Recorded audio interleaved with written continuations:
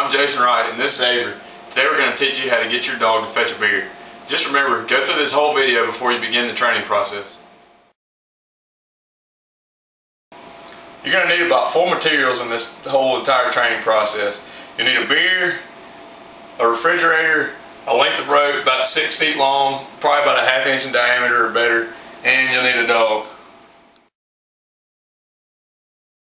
A single beer will most likely work throughout the whole process, but you probably want to go ahead and pick up a 6-pack in case the dog's teeth puncture one or one gets open somehow or something.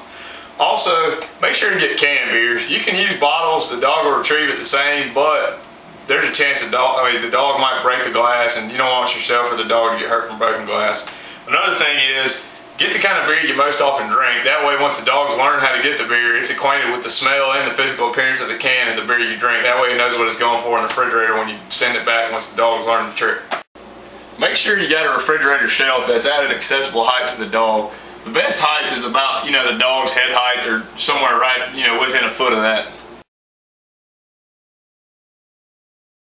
My history of working with dogs, a dog between about 12 and 18 months old is the best working age.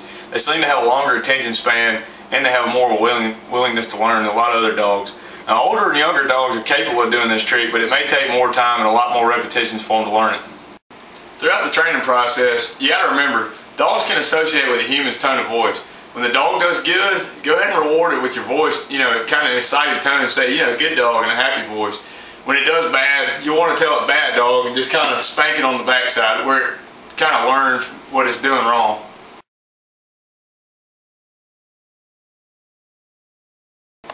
In this phase of the training process, your total goal is to get the dog to associate the word beer or get a beer with the physical can of beer and bring the beer back to you after you roll it across the floor, just where it kind of learns what a beer is. You'll want to teach the dog this step in the area in front of the refrigerator. That way it kind of associates the beer with the room where it's going to be going to get the beer.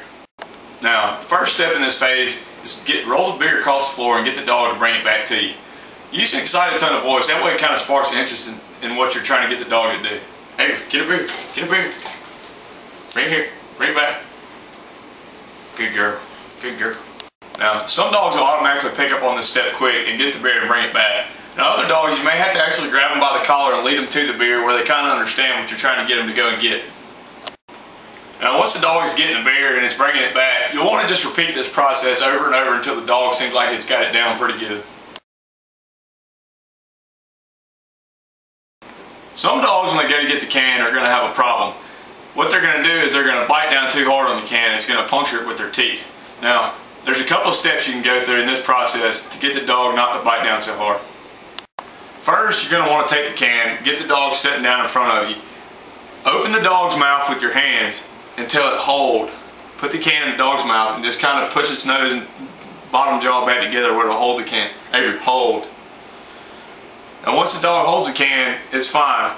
If for some reason the dog seems to bite down and puncture the can again, what you're going to want to do, open the dog's mouth, put the can back in, and hold your back thumb in the dog's jaws where it can't bite down and say hold. And it will eventually learn, when your thumb's there, what it wants you to do is not grab the can so tight as to puncture it. Now, also remember in this step, when you roll the beer across the floor and the dog brings it back, you'll want to make sure the dog hands it to you and not drop it on the floor. That way, you don't have a shook up beer at the end point when the dog's learning the trick. It doesn't drop the beer on the ground every time it brings it to you. Here, get the beer. Bring it back.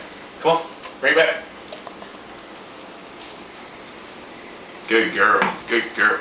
And if at first the dog doesn't actually bring it up and give it to your hand and it drops it on the ground in front of you, what you want to do is just don't pick up the beer. Make the dog pick up the beer. Stand up and when the beer's sitting on the ground, make the dog pick it up and actually hand it to you. Avery, get the beer. Right here.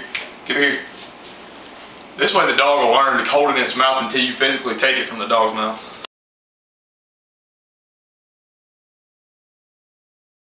Now in this step, what you're going to want to do is kind of get the dog acquainted to what the refrigerator is and how the door starts to work.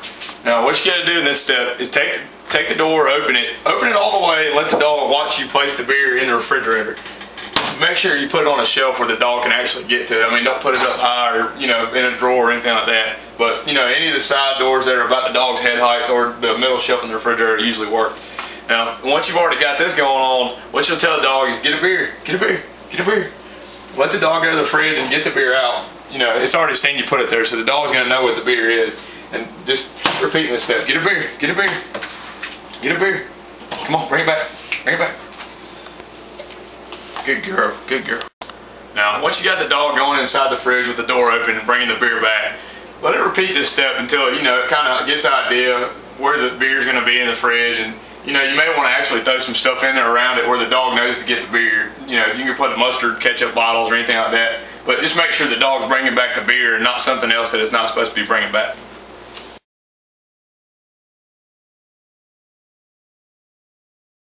Now in this step, what you're going to want to do is you're going to want to give the dog a further understanding of how the refrigerator door works.